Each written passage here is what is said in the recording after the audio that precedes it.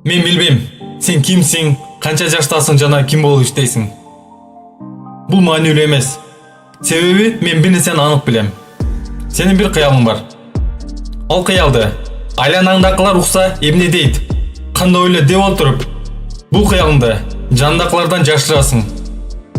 Баары жетиштүү болсо да, кыялыңдагыдай жашоо өткөрбөй жатканыңды ич-ичиңден сезесиң.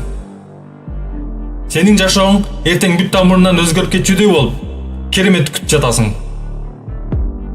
Мен сага бир нерсени түшүндүрө кетейин. Дүйнөдөгү эң бай жер кайсы жер? Жообун билесиңби? Бул Кытай же Дубай эмес. Бул Көрүстөн же Мазар. Себеби бул жерден сен ачылбай калган ачылыштарды, жазылбаган китептерди, жазылбаган ырларды, ишке ашпаган идеяларды табасың. Билесиңби, алардын идеялары эмнеге ишке ашпай калганын? Себеби алар ыңгайлуу убакытты күтүшкөн жана башкалар эмне дейт деген ойду биринчи орунга коюшкан. Ошондуктан кай жактасың жана канча жаштасың, бир жылдын ичинде элестет көрбөгөндө ийгиликке жетишиң мүмкүн. Эгер кааласаң, бир жылда өзүң арна, максатың үчүн багышта. Ушул багытта болгон күчүң менен аракет кыл.